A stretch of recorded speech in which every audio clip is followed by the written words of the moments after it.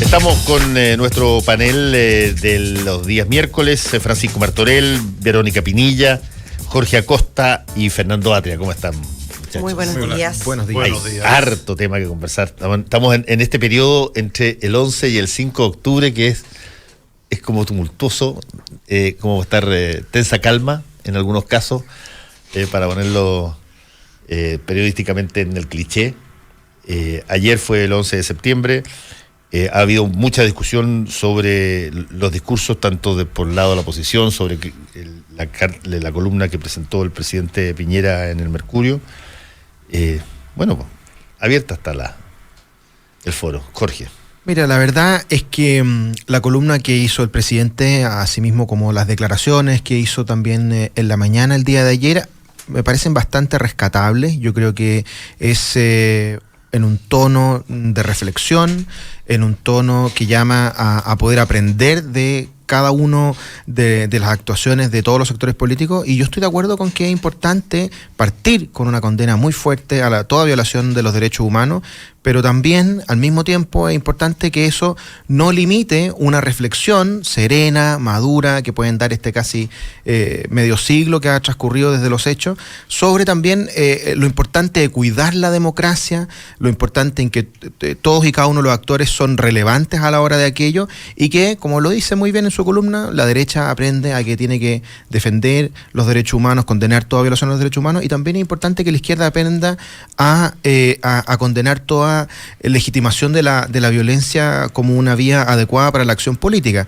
Por lo tanto, yo creo que me encantaría que pudiéramos avanzar más hacia eso, más a una, ojalá, verdadera reconciliación entre aquellos que más de alguna vez, ¿cierto?, han en cada una de estas fechas requerido, ¿cierto?, de frases más bien rimbombantes, y por eso en ese sentido yo valoro, por ejemplo, lo que hizo Jaime Belolio ayer en el hemiciclo. Me pareció muy bien, yo creo que es en la línea correcta, de que a pesar de que no pueda compartir muchos de los planteamientos del presidente Allende, cuando la bancada socialista justo a las 11:52 decía hacer una conmemoración, un minuto de silencio, él dijera con altura de miras: mira, la verdad es que yo me voy a callar, hagamos el homenaje y después continúo. Y incluso hubo algunos, por lo que dice la prensa, que le dijeron que siguiera hablando, que daba lo mismo. Y la verdad es que yo creo que es importante salir de esa lógica de las guerrillas y más bien avanzar hacia una lógica en el entendimiento, y por lo tanto yo creo que esa es la señal, y me alegra mucho que sean muchos, tanto en la izquierda como en la derecha, los que quieran emprender ese camino. ¿Dejo abierto? Estamos medio callados. A ver, Verónica Pinilla. Yo creo que a ver, primero parto por lo que significa el 11 para todos. La verdad es que es un día que deberíamos declararlo un Día Nacional de la Memoria. Creo que efectivamente la sociedad chilena necesita darse un espacio para recordar, para escucharse, para hablarse, para tener la posibilidad de contarle a otros lo que pasó el 11 de septiembre. Más allá de dónde uno viene, hay historias que son, evidentemente, marcan el pasado y definen también el presente. Eso por un lado. Y segundo, la declaración del presidente Piñera es una declaración en una línea que a mí, considerando lo que tú dices, Jorge, que efectivamente ahí se abre un reconocimiento, también creo que cambia también políticamente su postura. No me queda muy claro por qué. Y esa postura parte primero de entender y abrirse a una responsabilidad de lo que ocurrió el 11 de septiembre y el golpe, a hablar de una democracia débil, que tuvimos una democracia débil en el pasado. Enferma. Y eso a mí me abre preguntas. No tengo respuestas, la verdad. No quiero suponer cosas, pero me abre preguntas sobre cuál es el origen de ese cambio de posturas, de mirada. No lo sé. Me abre preguntas respecto a si, en definitiva, él quiere dejar tranquilo un sector de su coalición y poner más responsabilidades en lo que fue el gobierno anterior, el gobierno de Salvador Allende, o en definitiva ahí hay una cambio de giro, abiertamente, no sé. Creo que eso a mí es lo que me preocupa un poco, y creo que más allá de las declaraciones del presidente hay una sociedad ya lo vimos con el Museo de la Memoria. Hay una sociedad que en definitiva sabe que no podemos jugar con los derechos humanos, que tenemos que respetarnos, que tenemos que escucharnos, tenemos que tener altura de mira. Estuve mirando las redes sociales ayer y me llamó profundamente la atención el nivel de odio y de violencia puesta en las redes para uno y para otro lado. Y siento que a veces avanzamos poco, ¿ah? Pero sí, al mismo tiempo, cuando vimos esta defensa del derecho del Museo de la Memoria, también siento que hay avance. Entonces hay una sociedad que necesita consolidar esa posición más allá de las posturas, ¿ah? La defensa de los derechos humanos, y creo que ese es el camino que tenemos que seguir. Yo creo, Vero, que efectivamente, más allá de llamarlo como sea el 11 de septiembre y convocarlo o generar un día especial, es en la práctica un día especial. Creo que lo que ocurrió ayer, esto de tener la presencia en los medios de comunicación permanentemente del tema, la conversación, la discusión, los especiales, incluso algunos revelando cosas que se desconocían, la discusión histórica, todo eso contribuye a que las nuevas generaciones se vayan haciendo una idea de este 11 de septiembre. Ahora, y sobre el futuro. Ahora, respecto al discurso del presidente y la columna, yo creo que en el fondo subyace detrás de esas palabras lo que está viviendo hoy la sociedad chilena y cómo cada uno de los actores se está ubicando en el sector político. Yo creo que lo que representó Piñera el 2013 con esto de los cómplices pasivos y una crítica fuerte a su sector, hoy no es tolerada, y fue demostrado así por Renovación Nacional y la UDI, que se movieron mucho esta semana para evitar justamente que repitiera esa frase y que se abocara al tema de la democracia enferma. Porque hay un sector que efectivamente en la derecha se empieza a ganar el centro, que son las nuevas generaciones, Evópoli, donde puede tener ese discurso, pero para que subsistan Renovación Nacional y la UDI y no se los coma por derecha Kast, necesita dar ese mensaje de la democracia enferma, del Salvador Allende culpable del golpe militar. Y es ahí donde se ubica la derecha. Así como el Frente Amplio, vemos que un sector que está siendo cuestionado por izquierda va a Punta Peuco y hace ahí su 11 de septiembre. ¿Ahí? No lo hace quizás en una manera más simbólica como lo hacen Carlos Montes o el mismo Tomás Hirsch, etcétera, que van con el clavel o con el rojo a una tumba o al cementerio o a Morandé 80, sino que es un 11 de septiembre más rupturista, más de frente a los golpistas que están hoy en esa cárcel o en ese penal condenados, digamos. Entonces creo que cada uno ayer jugó lo que se está jugando en la sociedad chilena, que es cómo se enfrentan de aquí al 2021 en las municipales, 2020 en las municipales y luego en las presidenciales. Y cada uno ocupando los espacios y cautelando su voto duro para que no se los coman por fuera. Mientras la sociedad conversa, discute, debate, los partidos, las agrupaciones políticas están viendo cómo le sacan provecho al 11 de septiembre. Fernando H. Sí, a mí me gustaría hacer un par de cuestiones aquí. La primera es que yo creo que el 11 de septiembre, yo creo que hay una pregunta que hacernos respecto al 11 de septiembre, y es cómo es que casi 50 años después sigue siendo un evento políticamente tan decisivo. Por cierto, la historia de los países, hay eventos que son marcadores y que ejercen su influencia por muchísimo, muchísimo tiempo, ¿no? O sea, yo creo que todavía en algún sentido uno podría decir cuáles son las consecuencias que se sienten incluso hoy de la Guerra Civil de 1891. Pero la Guerra Civil de 1891 hace muchísimo tiempo que dejó de producir un alineamiento políticamente relevante, ¿no? ¿Dónde estuviste? Demoró muy da poco, lo mismo. digamos. Entonces, está bien. Mi sorpresa, o sea, mi sorpresa. El punto que a mí me gustaría enfatizar no es que el golpe sigue teniendo consecuencias, porque consecuencias las va a seguir teniendo, porque así es la historia, sino que el evento del 11 de septiembre sigue siendo un hecho que tiene relevancia en las alineaciones políticas actuales, 45 años después. Y eso es digno de ser notado, no es normal. Y yo creo que la explicación para eso es que nosotros todavía vivimos bajo el influjo del 1973 en un sentido muy, muy relevante. Lo que pasó el 11 de septiembre de 1973 fue un hecho que buscaba cortar las posibilidades de autodeterminación democrática. Y eso se tradujo en una política posterior a 1990 que se definía por su incapacidad de autodeterminación democrática. Y entonces nosotros, en algún sentido, nosotros todavía estamos viviendo bajo los términos que fluyen de modo bastante directo de 1973. Y por eso el 11 de septiembre va a seguir siendo, mientras sigamos viviendo en esas circunstancias, por así decirlo, como de interdicción política, va a seguir siendo una cuestión decisiva. Esa es la primera cuestión que yo quería decir. La segunda es que ese problema de una política interdicta, yo creo que nos deja en muy mal posición para la situación que mencionaba Francisco, porque yo creo que efectivamente, digámoslo así, el conflicto político, que por lo demás es parte natural de la política, etcétera, pero el conflicto político cambió o volvió a aparecer, yo creo, con el segundo gobierno de Bachelet. El segundo gobierno de Bachelet cambió algo importante. De hecho, uno mira para atrás. Yo siempre digo esto, que uno mira para atrás. Yo escucho hoy día a la gente de la UDI o de Renovación Nacional hablar de los 20 años de la concertación y a mí se me cuesta recordar por qué eran oposición. No, porque ellos hablan de esos años como nuestros años, ¿no? Pero con el segundo gobierno de Michelle Bachelet, que puso en discusión cuestiones que no habían estado puestas en discusión, con independencia de qué es lo que cada uno opine sobre cuán eficaz fue en hacer las transformaciones que había dicho que iba a hacer, ese es otro tema.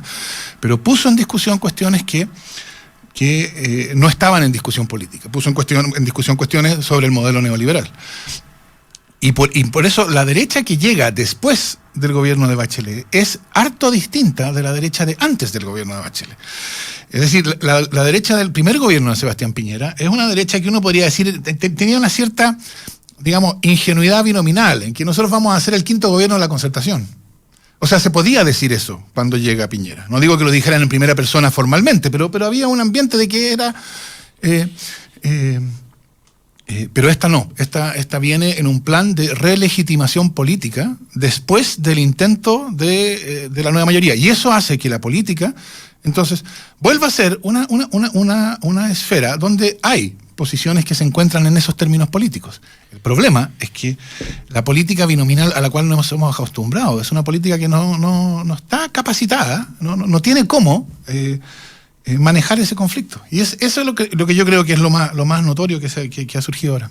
Ahora, si me permiten, yo volvería a uno de los puntos que comentaba el presidente, tanto en su discurso como en la columna, que a mí me parece interesante, que podríamos quizás discutir ahora, que es sobre el concepto de que pareciera ser que el 11 no fue precisamente, si bien todo lo dramático que significa el bombardeo de la moneda y el término de la democracia, no fue por muerte súbita. Yo creo que es interesante. Congreso del Partido 1967. Pero uno podría preguntarse, bueno, ¿y eso también fue súbito?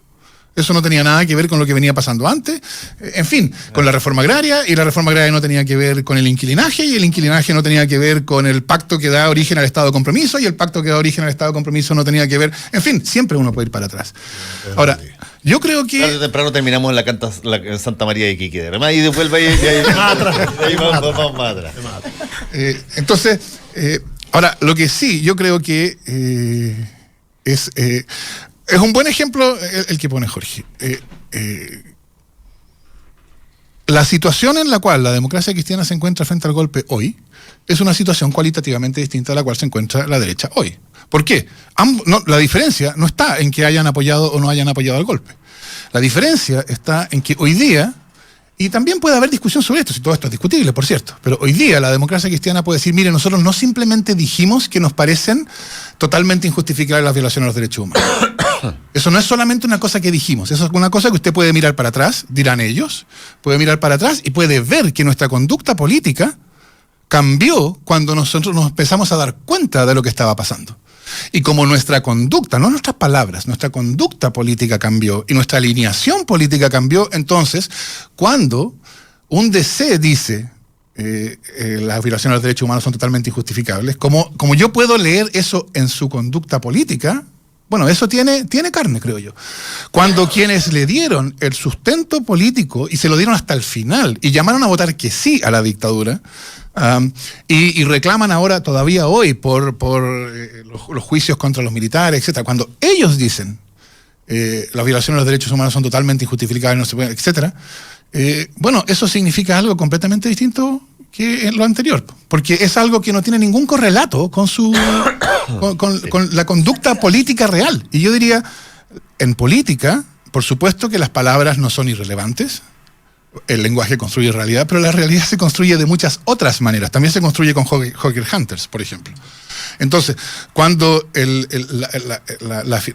una afirmación como la de Piñera ayer, que decía, ya no me acuerdo cuáles eran los 3 adjetivos, porque siempre usa 3, ¿no? Pero que los derechos humanos son totalmente, las violaciones son totalmente injustificables, no sé, eran varias, y a continuación venía una coma. Sin embargo, ese sin embargo, dicho por quien es una persona que representa a la derecha, que fue quienes le dieron el apoyo político a la dictadura hasta el 90, ¿no? Quienes negaron, quienes ofendieron a las víctimas diciéndole, no, lo que pasa es que su marido se arrancó con la secretaria a Suecia, no es que esté desaparecido.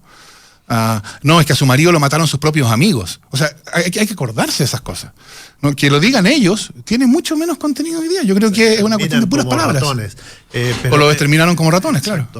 Yo creo, Jorge, que cuando tú te preguntas esto de no se hacen una crítica a la actuación política, yo he leído tanto de los partidos, de los dirigentes de la época, tantos libros donde hacen un análisis, un mea culpa de la situación política del 73, de dirigentes del Partido Socialista, de dirigentes hasta del Partido Comunista, de dirigentes de izquierda, que me llama la atención que cada vez que se habla de este tema, sacamos al pizarrón como diciendo, no han hecho una crítica a la actuación política, han hecho muchísima crítica, se ha escrito mucho de los actores políticos. ¿Cuánto produjo de recomprensión, de rediscusión el golpe y lo que pasó en el Partido Socialista, por ejemplo? De hecho, yo diría que la renovación llegó demasiado lejos. ¿Hay un desenvolvimiento análogo en la derecha? Claro, bueno, se está empezando a ver ahora recién con la llegada de los nuevos movimientos de los cabros más jóvenes, digamos, en Evópolis, la situación que está pasando al interior de la UDI, que yo lo encuentro extraordinariamente interesante en torno a y va a ser bonito, creo yo, desde el punto de vista ideológico dentro de la UDI, cómo se da la elección en noviembre. Porque tiene elección y no se sabe si va a ir a la reelección Jacqueline Van Rysselberghe, si la va a enfrentar Macaya. Y Macaya tiene una postura distinta a la lógica. ¿Qué va a hacer con Jaime Belolio? Ese tipo de cosas también son novedosas. Y yo en la mañana recordaba el último discurso de Allende sobre la base de una cápite muy especial, cuando él dice, vendrán otros hombres. En esa época no se decía hombres y mujeres, pero vendrán otros hombres a superar esto. De alguna manera, él intuyó que quienes eran parte de la situación que estaba ocurriendo no iban a tener la posibilidad, ya por múltiples razones, no iban a tener la posibilidad de mirar esto de una manera distinta para poder superarlo. Ibas a necesitar que pasaran generaciones y que eventualmente las cosas que iban a cambiar tenían que ser traídas con miradas distintas. El problema que yo veo en la situación del 11 de septiembre es que hay sectores que insisten en mirar el tema inevitablemente, aunque lo suavicen, de la misma forma que lo han mirado siempre, porque están anclados al tema. No tienen más. Yo cuando tú dices, Fernando, sobre la renovación socialista, efectivamente fueron muchísimo más lejos en algunos casos. Digamos, el que se pasara de revisión de privatizaciones a ser director de AFP en militancia socialista. Hay que celebrarlo todo eso. No, pero a lo que te digo, eso habla de un ayornamiento con una parte de la estructura que se creó súper importante. Pero tú tienes todavía una imposibilidad biológica, a mi modo de ver, para poder enfrentar en serio el tema del 11 de septiembre, porque muchas de las personas que participaron, apoyaron, y aunque se dieron cuenta después de las atrocidades que pasaron, están vivas y siguen teniendo poder. No, pero espérate, porque están vivas también en el Partido Socialista. O sea, lo que yo quiero decir es, hoy día, una declaración del Partido Socialista como la de 1967 es totalmente inimaginable. Inimaginable. O sea, yo no he escuchado a nadie en el Partido Socialista que esté diciendo, mire, la verdad es que la violencia no se justifica. Sin embargo, como diría Piñera ayer, sin embargo, en las circunstancias de 1900... O sea, esa declaración es totalmente injustificable. No hay una declaración análoga similar en la derecha. En la derecha siguen diciendo más o menos lo mismo. ¿Y por qué? ¿Por qué no dicen, bueno, simplemente no, mire, si el golpe fue totalmente injustificado, etcétera? No, esa es otra cosa. Vamos a ir, si queremos podemos ir ahí, pero esa es otra cosa. ¿Por qué no pueden hacer lo mismo? Porque la posición respecto del 11 de septiembre tiene consecuencias bastante inmediatas para hoy. Hoy día vivimos bajo la Constitución que se hizo posible el 11 de septiembre.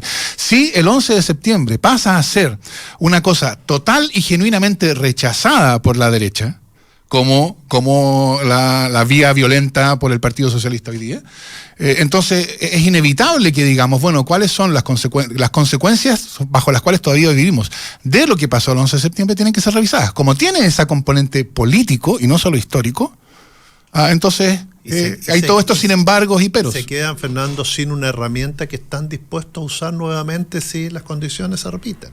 Que es lo que dijiste antes, que el Partido Socialista no lo haría, pero sí lo haría la derecha. La derecha es incapaz de decir que en el futuro, dadas condiciones similares, porque cuando se empezó a enturbiar la cosa en Venezuela, la derecha ve una salida militar o una salida que sea rápida, abrupta y ojalá golpista.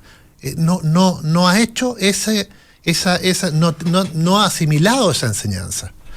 Efectivamente, las condiciones previas al golpe militar daban para cualquier salida.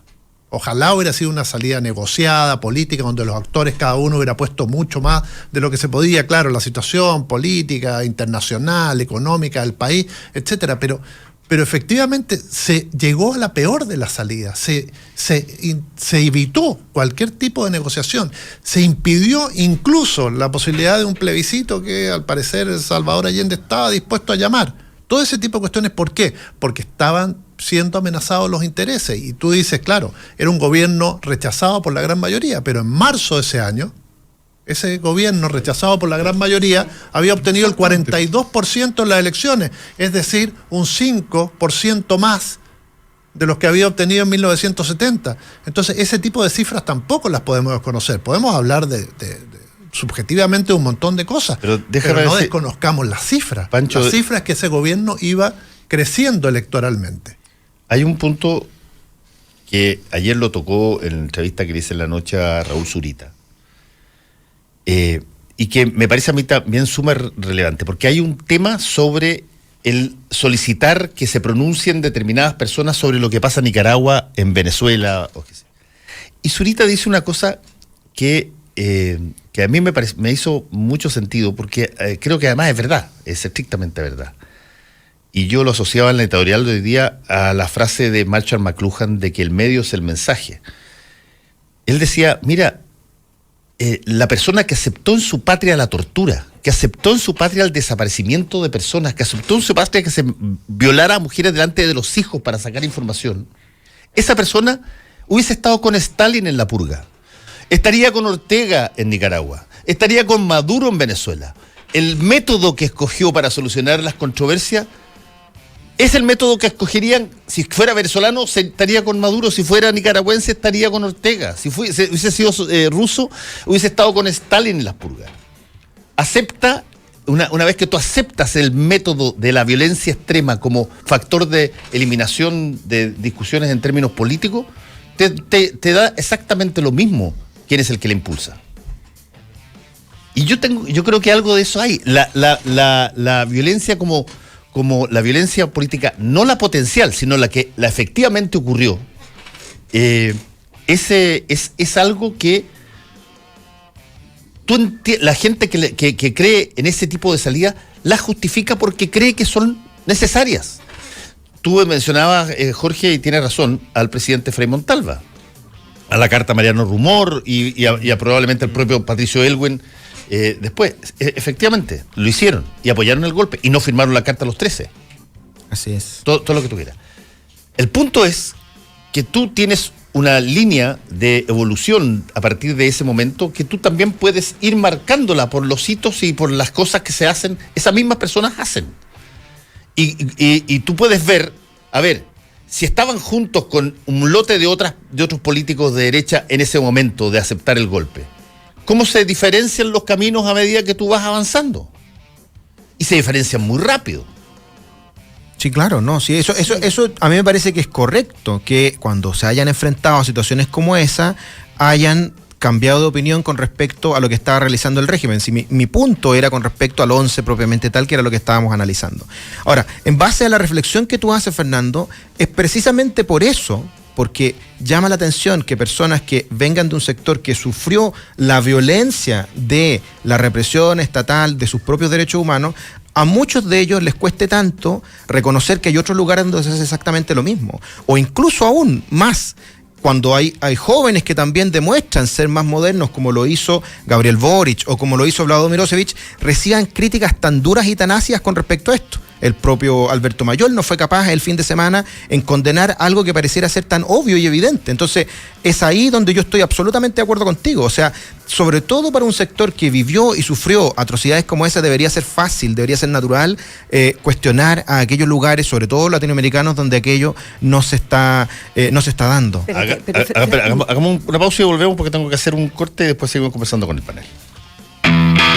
¿Tienes listo tu comentario en redes sociales? Ya regresa Combinación Clave. Combinación Clave. En la 92.9. Tu opinión nos importa.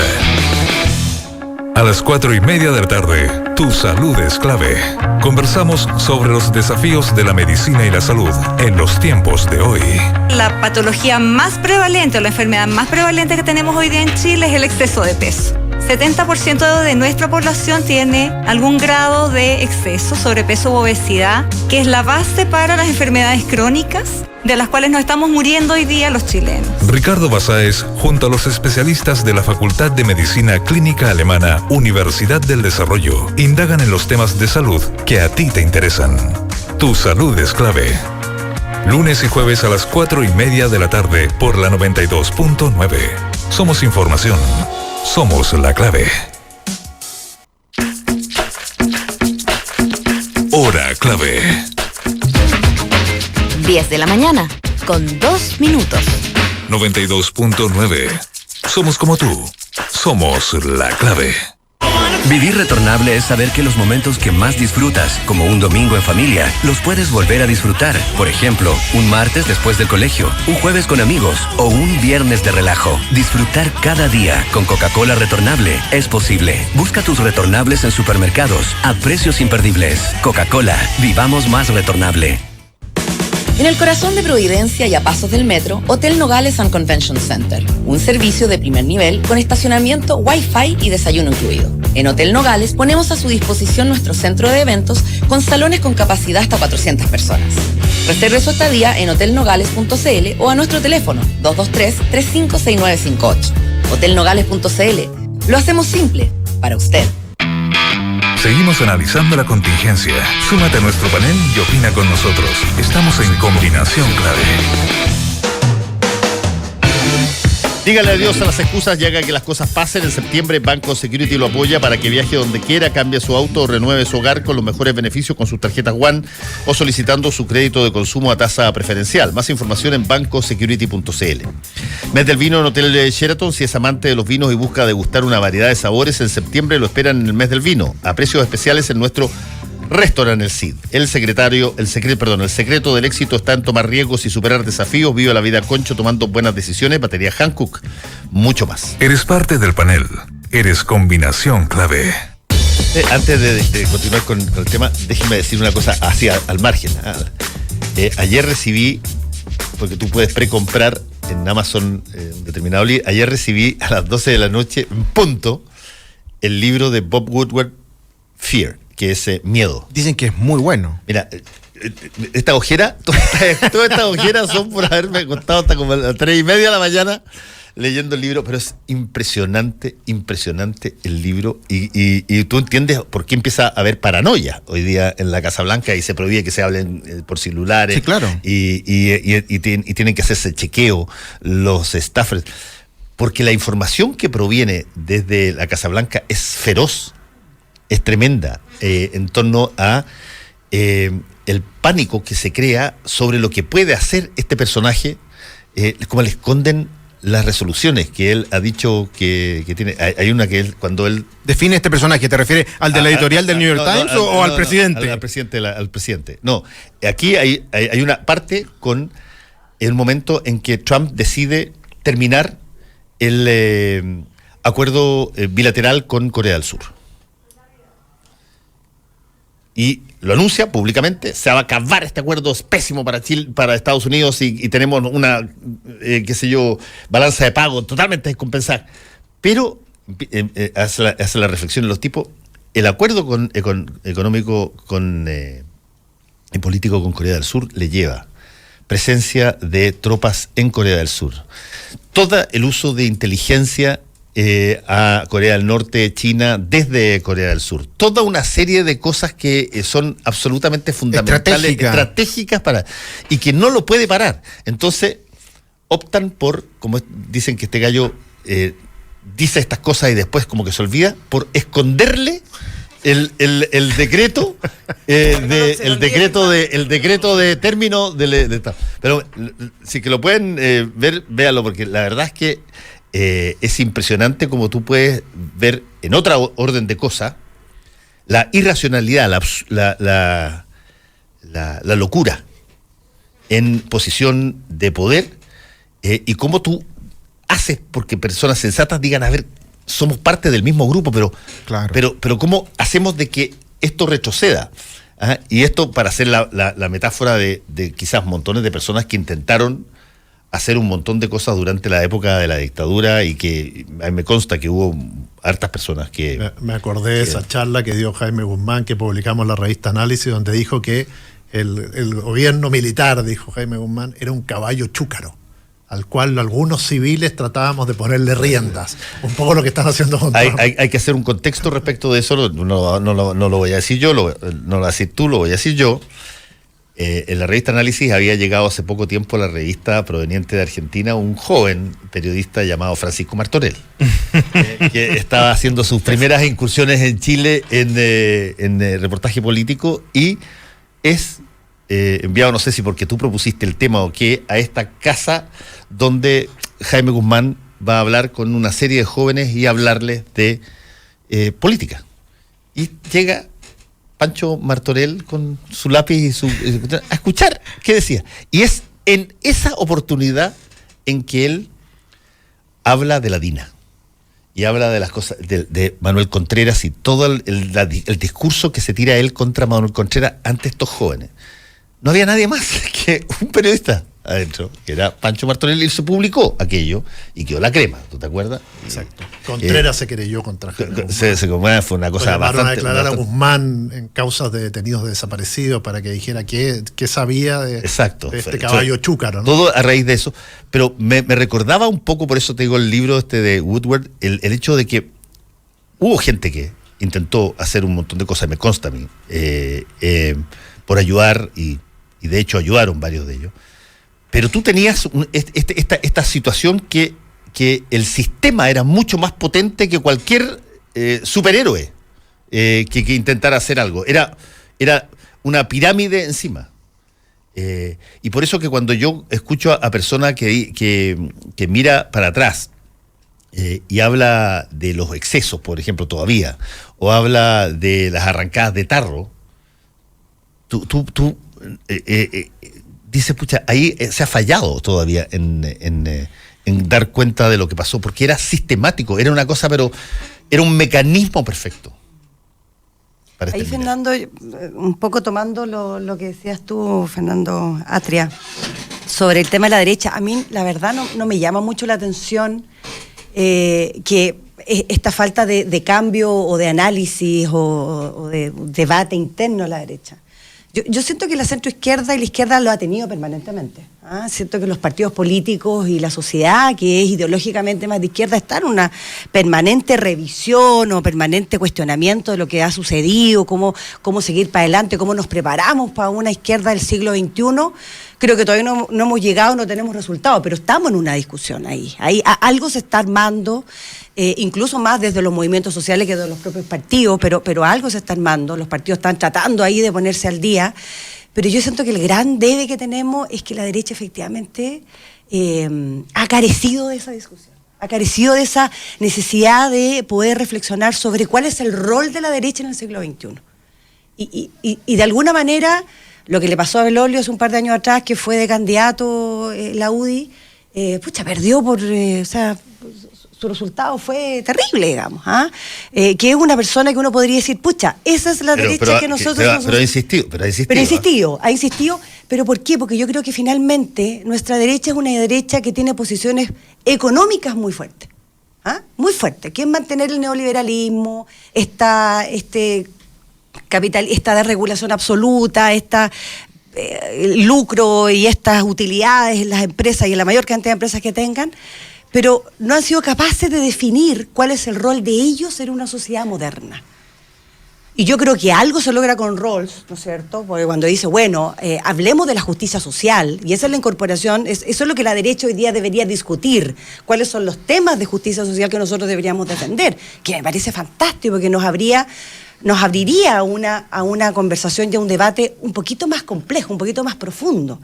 Y siento que eso no pasa. Tomasi estuvo en Chile hace poco tiempo atrás y un poco discutió lo mismo. Decía, ¿cómo la derecha en Chile, cómo logramos que la derecha en Chile hable de justicia social? Y eso sin entrar en la discusión sobre el 11 de septiembre, pero para adelante, digamos. Algo de eso trató de imponer Manuel José Sandón, que habla pero yo creo que ahí hay una falta de posturas más filosóficas sobre cuál es el rol del ser humano, el individuo, del colectivo, de lo que va a pasar para adelante. Y yo creo que ahí estamos al debe absolutamente, porque terminamos siempre, lamentablemente, la derecha defendiendo o no defendiendo, o teniendo posiciones sobre derechos humanos, sobre el 11 de septiembre. Entonces son discusiones que son súper carentes de la posibilidad de abrirnos a una discusión sobre cuál es lo que queremos como sociedad. Sí, entonces, ahí yo creo que estamos con un animal o con un elemento ahí, o sea, con una figura de una centroizquierda muy, muy cuestionadora de lo que ha sucedido, del rol que ellos mismos han tenido, que hemos tenido, y cómo nos miramos para adelante, y una derecha súper conformista al final. Yo quiero cuestionar esa tesis, Vero, porque si uno ve, por ejemplo, lo que pasó en la última elección presidencial, ve el programa del presidente Sebastián Piñera y ve cómo se han movido en torno a él los partidos de Chile Vamos, la verdad es que pareciera ver que eso que siempre ha sido tan buscado, digamos, el verdadero relato que pueda interpretar una fuerza política, se ha podido elaborar de una manera un poquitito, digamos, más efectiva que en el periodo anterior, a través de algo que yo podría llamar algo así como una especie de vocación de Chile Vamos por apoyar a los más vulnerables y a los más débiles. O sea, cuando uno ve, por ejemplo, la preocupación que hay por el Sename y los niños primero, por lo que uno ve, por ejemplo, cuando hay una importante regularización del problema grave que está viviendo la crisis migratoria, cuando uno ve, por ejemplo, hacerse cargo de la crisis social que está viviendo la Araucanía, por ejemplo, para tratar de llegar a un entendimiento y que mejore las condiciones de vida de la que hasta antes de la región del Ñuble era la región más pobre de nuestro país. A mí me parece que se va construyendo ese relato. Algo de eso sin duda que tiene que ver con lo que ha planteado Manuel José Sandón, pero también ya lo decía el presidente a través de esta red de protección social, ¿cierto?, que se está instaurando en la clase media protegida. Es decir, yo creo que ahí esa forma distinta de defender las ideas de centro derecha, ya no desde la defensa de privilegios, sino que de la defensa de principios, es decir, yo ser pro mercado y no ser pro empresa, ser pro competencia y no oligopolios o monopolios, es lo que de alguna manera representa verdaderamente lo que son los principios de la centroderecha y que yo creo que reconoció en parte la gran mayoría de los chilenos con la votación contundente que le dio el presidente en las elecciones presidenciales recién pasadas. Por lo tanto, yo creo que hacia eso se va avanzando y yo creo que por lo mismo se descoloca a una izquierda que por el gobierno de la presidenta Bachelet fue mucho más ideológica. Estoy de acuerdo con Fernando, además allá si le resultó o no. Es verdad que hubo un giro bastante significativo que hablaba, ¿cierto?, de un proyecto refundacional, que pensaba hacer unas grandes reformas que iban a cambiar. Recordemos que el ministro Peñalillo hablaba de un nuevo ciclo político, político. O sea, aquí parte un nuevo ciclo político absolutamente radical, pero que al dejar abandonado un sector importante del centro, hábilmente el presidente Piñera y yo creo Chile Vamos dan un paso para avanzar hacia eso, porque a mí me parece que es lo correcto. O sea, a mí me parece que estoy de acuerdo con que tenemos que sentirnos orgullosos del país que hemos construido en los últimos 30 años. Yo creo que ese crecimiento es en parte al aporte que hizo la izquierda en la concertación, pero también en parte al aporte que ha hecho la derecha, la centro derecha, hacia aquello. Yo creo que es importante avanzar hacia eso y me parece muy bien que hayan acuerdos con respecto a que el modelo de crecimiento económico basado justamente en una economía libre, el que ha sacado más chilenos de la pobreza, por ejemplo. Eso es fabuloso. Yo creo que efectivamente lo que necesitamos es, bueno, no solamente un relato de la derecha, sino que la capacidad de que ese relato vaya acompañada por acciones. Y si no avanzamos en el apoyo a ciertas transformaciones sociales que Chile lo requiere urgentemente, o sea, las desigualdades que tiene este país son insostenibles en el tiempo. El mal uso de nuestros recursos naturales en pos de las empresas es insostenible en el tiempo. O sea, las situaciones de urgencia, zonas de sacrificio, comunidades enteras que sufren la falta de conciencia social respecto a lo que es el uso de los recursos naturales. Creo que esas son las acciones que necesitamos. Y eso, si tú a lo mejor planteas de que hay una tensión al interior de la coalición gobernante, qué bueno que sea así. Ahora, lo que tiene que manifestarse es que esa tensión se traduzca en acciones concretas y que permitamos hacer un cambio de giro, porque creo que la presidenta Bachelet efectivamente tuvo mucha intuición a la hora de decir, mira, aquí hay que hacer transformaciones importantes. Ahora, esas transformaciones, yo tampoco espero que la derecha las abrace con alegría, digamos, pero sí lo que espero es que tenga conciencia que cuando hablamos de justicia social, no hablamos solamente de la preocupación de los niños del Sename, hablamos de algo un poquito más grande que eso. Sí. Bueno, yo creo que la cuestión es que no se trata, o sea, yo efectivamente creo que ha habido un cambio de ciclo. O sea, creo que la discusión política hoy día es una discusión política distinta de la que era del primero de Piñera para atrás. Yo también encuentro lo mismo, totalmente distinta. Y yo creo que en esa discusión yo no veo nada de lo que ve Jorge, esta nueva reflexión de la derecha. Yo lo que recuerdo es cuando se dictó la ley de inclusión, era estatización de la educación, era destrucción de la educación particular subvencionada. Es decir, lo que yo escucho de la derecha son exageraciones, pero que son absurdas. O sea, la ley de inclusión dejó al sistema escolar, es la ley más importante, creo yo, que se ha dictado en los últimos 30 años, porque es la única ley que contiene un principio transformador, pero ella sola deja todavía al sistema educacional chileno a la derecha del mundo civilizado. O sea, ¿en qué otro país cuántos otros países tienen algo así como el 70 o más % de educación privada? No hay muchos. Y sin embargo, esa ley fue descalificada, acusada de inconstitucionalidad. Se salvó por un pelo en el Tribunal Constitucional, ¿no?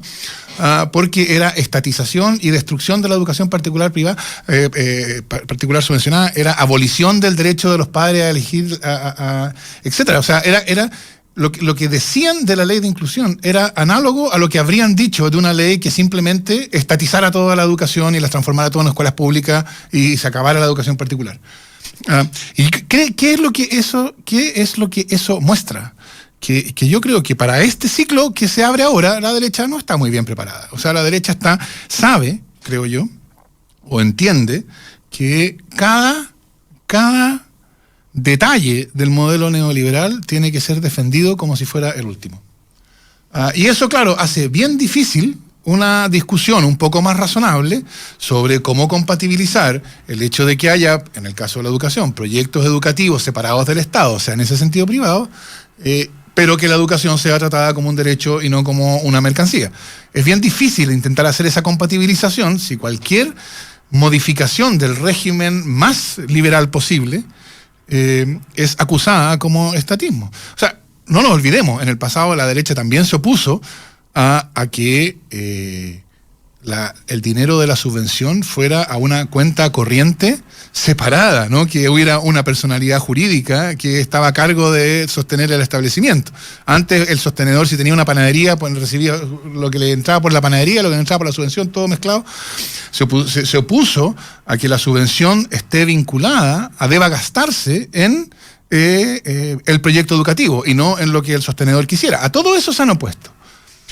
Y a todo eso se han opuesto con el discurso de que cada una de esas reformas es abolir la libertad de los padres, es abolir la libertad de enseñanza, etcétera. Y eso que vale para educación, también vale para las otras discusiones que están pendientes y que van a venir de un modo u otro, en un momento u otro, sobre salud, sobre seguridad social, y en cada una de ellas, la posición de la derecha siempre la misma. Cualquier modificación a estos sistemas es el desbarajuste completo, es volver al estatismo, es volver a los 60, etc. Lo que plantea Jorge es un poco el discurso y vamos a ver cómo se van dando esas medidas, pero efectivamente la derecha ha funcionado como un dique de contención de todas estas demandas sociales y a medida que han ido rompiéndose esos diques, las han tenido que aceptar por hechos consumados. Pero ahí es cuando dicen de dónde las financiamos y ahí empieza esto de bueno, ¿a quién favorecemos? Y vemos que se favorece a las AFP, vemos que se favorece a los grupos económicos, a las ISAPRE, a las universidades privadas, etcétera. Entonces, ese tipo de cuestiones cuando uno le hace ruido lo que tú estás diciendo. Efectivamente, yo creo que hay un discurso social que empieza a importar. ¿Pero por qué empieza a importar? Porque hay también una imposición de la sociedad que dice no podemos seguir viviendo con este sistema que parece muy bueno, que el país crece, que acumula muchas lucas en distintos sectores, pero que a mí no me llega. A los 800.000 niní que están por ahí perdidos, a la gente que vive hacinada en viviendas sociales, a gente que hoy está aumentando en las calles y que vemos con pavor lo que está ocurriendo, es decir, mucha gente viviendo en las calles, es decir, ese tipo de cuestiones. Entonces, esta sociedad, ¿cómo le responde? Y ahí viene, cuando ya estamos, porque aquí la educación gratuita llegó para quedarse, entonces la derecha no puede retroceder, pero en otros temas y que no acepta, vamos a tener la gran pelea. ¿Qué pasa con estos $1.000 millones menos que va a recaudar la reforma tributaria? Llegan a faltar. ¿De dónde van a salir las lucas? Ahí cuando aplica la receta es cuando uno ve que se empieza a favorecer a los grandes grupos económicos, a las grandes empresas. A mí me parece interesante que hablemos justamente, como dice Fernando, y ustedes también, el tema de la ley de inclusión, porque yo creo que grafica de cuerpo entero el gran problema que tuvo el gobierno de la presidenta Bachelet. Yo soy concejal de Santiago. Me ha tocado conocer también, porque estudié en liceos públicos en la comuna, la realidad, por ejemplo, deteriorada absoluta, con casi una infraestructura de nivel penitenciario que tienen la mayor parte de los colegios públicos del país. Yo creo que todos los recursos, todo el tiempo, toda la estructura, pero sobre todo todas las lucas que se invirtieron en todo lo que significaba terminar con la educación subvencionada, con la educación subvencionada, se acabó, no hay educación subvencionada como la conocíamos hasta ese entonces, pero donde los padres podían aportar, además del Estado aportar, todos esos recursos podrían haberse dirigido a la educación pública, porque justamente ahí donde tenemos las mayores necesidades. Es decir, por una obsesión que tenía un sector político de terminar con el modelo como existía hasta ese momento, porque muchas veces desconfía de la colaboración público-privada, podría haber invertido todos esos recursos en mejorar los liceos, en mejorar el sueldo de los profesores, en mejorar las condiciones que tienen los directores de colegio. Estamos viviendo ahora una crisis importante, los directores de colegio, porque cuesta que profesores quieran hacerse cargo de administrar pobreza, como muchas veces significa ser director de un establecimiento municipal. Por lo tanto, yo creo que es muy importante que desde la derecha volvamos a decir que hay que focalizar los recursos, hay que ayudarle a los que más necesitan, que es un deber moral partir por cierto orden, que es aquellos que más lo necesitan, y en segundo lugar, también no hay que desconfiar de la colaboración público-privada, no hay que desconfiar del apoyo de todos los actores de la sociedad para que las cosas puedan mejorar. Si un papá está dispuesto, obviamente, a poner cierta cantidad de lucas para que su hijo pudiera tener una educación mejor, enhorabuena, y aquellos que no lo podían hacer, como los que tenían a sus hijos en los colegios municipales, merecían que el Estado se pusiera estuviera con más recursos y lamentablemente eso no pasó. ¿Y qué es lo que vemos hoy día? Vemos una educación municipal que cada vez tiene menos estudiantes, que cada vez está en más crisis y que hay algunos que se han transformado verdaderamente en los sepultureros de la educación pública, como lo que hemos visto lamentablemente en los liceos de Santiago. Bueno, yo encuentro que lo que yo acabo de decir está totalmente ratificado. En la visión de la derecha, la ley de inclusión terminó con la educación particular subvencionada, que hoy día incluye más del 35 o más, o 40% de la matrícula. Pero según la derecha, la ley de inclusión terminó con la educación particular subvencionada. Es exactamente a esa imposibilidad de discutir las cosas como realmente son, a la cual me refería, y que hace tan difícil que tengamos una discusión razonable sobre educación. Jorge lo llama obsesión, yo lo llamo argumento. Hay un argumento de por qué la ley de inclusión era importante y por qué había que hacer eso, y por qué había que acabar con el lucro en la educación y por qué había que acabar con el copago. No vamos a transformar este programa, supongo. Pero ¿cuál es el argumento para no priorizar por los liceos municipales? No es un problema. Es por supuesto que la situación de la educación pública... ¿No te parece más grave? La situación de la educación pública es terminal, por cierto, sí, claro. Pero por la ubicación de la educación pública en un modelo de mercado. Ese es el problema. Dada la educación de la educación pública en un modelo de mercado, la educación pública está como está. Pero el punto, digamos, por cierto, yo no tengo ningún problema en que discutamos latamente sobre educación, pero lo que yo quiero ilustrar es la imposibilidad de tener un debate razonable cuando en estos términos. O sea, si la ley de inclusión significó el término de la educación particular subvencionada, bueno, estamos simplemente hablando de otros países, entonces son conversaciones que nunca se encuentran, porque Jorge está hablando de un país en que ya no hay educación particular subvencionada, y yo estoy hablando de un país donde hay un enorme sector de educación particular subvencionada. Y yo creo que eso, en mi opinión, es únicamente el ideologismo de la derecha, que cree que cualquier modificación, que por ejemplo, que cree que si se elimina el lucro en la educación particular subvencionada, ya bueno, eso ya es Stalin. No, yo lo que creo ciertamente es que más allá de la obsesión, porque insisto que es una obsesión que pueden tener algunos con el lucro, eso muchas veces hace que se pierdan las prioridades, porque gobernar es priorizar.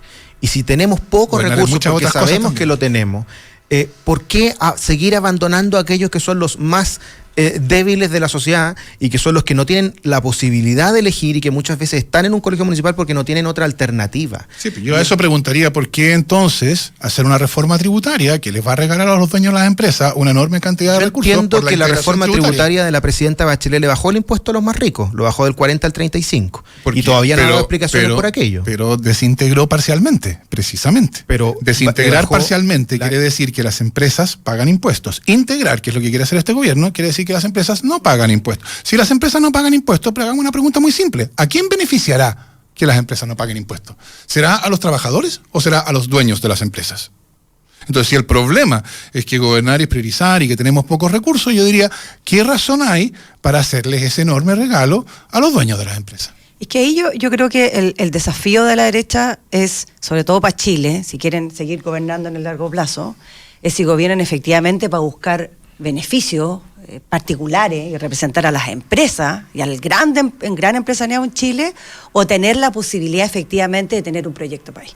Un proyecto país que sea, en definitiva, poner en jaque o cuestionar lo que está planteando Fernando. Y yo siento que al final, y comparto lo que dice Fernando Atria, que al final, en todas las discusiones donde de alguna manera estamos atentando, de alguna manera, en algunos casos marginalmente, con las utilidades o los beneficios económicos, en un modelo de mercado, obviamente, siempre terminamos perdiendo. Siempre terminamos perdiendo. Y la culpa siempre termina siendo de la izquierda, porque queremos llevar al estatismo completo un modelo, siendo que en la práctica no es así. Lo que queremos es poner las cosas en una posición en la cual permitamos que la gente que realmente lo necesita tenga los beneficios que un Estado debería de alguna manera. Y eso es lo que justicia social se entiende en la práctica. Bueno, vamos, se nos está acabando el tiempo y vamos a tener que terminar, porque está muy entretenido, pero hay espacio para próximo.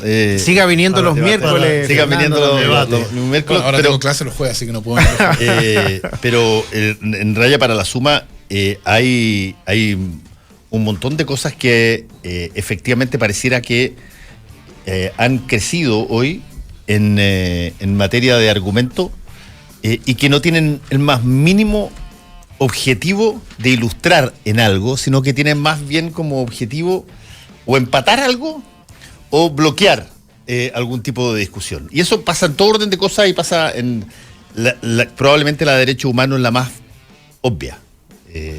Yo la verdad es que ya no resisto mucho cuando a ti te piden que te pronuncies sobre lo que pasa en otros países para que puedas hablar sobre lo que pasa en tu país. Pero así es. Hoy día tú has llegado en un tema que estamos viviendo en estos días de memoria de derechos humanos, hay personas que no hablan ni una palabra de lo que pasa en tu país, pero que pueden darte charlas sobre lo que pasa en otros. Y eso es una cosa que yo encuentro es tremendamente preocupante. Y hasta viajar y pedir explicaciones a ese país. Y todo lo que tú quieras. Y desde ese punto de vista, creo que van a seguir habiendo discursos, van a seguir habiendo tomas de posiciones de aquí al 5 de octubre, porque va a seguir esta situación conversándose. Y espero que, no sé, pues hay algo, de repente, entre tanta palabra que haya, algo salga un poquito más iluminado. A mí me encantó un par de cosas que dijo ayer Raúl Zurita. Me encantó esa metáfora que él dijo sobre lo que fue su creación cuando puso estos poemas en los cielos de Nueva York con sus aviones, y dijo: me encantaría antes de morirme ver a la Fuerza Aérea poner un poema en el cielo de Santiago pidiendo disculpas por el bombardeo de La Moneda. Cosa que probablemente no va a ocurrir, pero encuentro linda la metáfora, linda la alegoría, que algo se haga acá equivalente a esas cosas. Pero, repito, vamos a conversar harto sobre esto de aquí yo creo que tú le apuntaste con dos entrevistados últimos, que fue Rodolfo Seguel, que fue un gran aporte a la discusión dentro de que también está sobreviviente de un cáncer brutal. Le dieron 4 meses de vida y ya salió del cáncer y está perfectamente lúcido y fue un factor imposible de concebir muchas de las cosas que pasaron a partir del 11 de mayo de 1983 en adelante sin la presencia de Rodolfo Seguel. Exactamente. Y el otro, Raúl Zurita, que en la entrevista de ayer se puede ver, ¿no? En internet, así que la recomiendo. Nos tenemos que ir. Muchas gracias, Jorge. Muchas gracias. Gracias, Fernando. Gracias también a ti. Perdón. Verónica. Que me bajó la alergia. El ataque de tos, pero no, volvemos a encontrar en un ratito más. Gracias.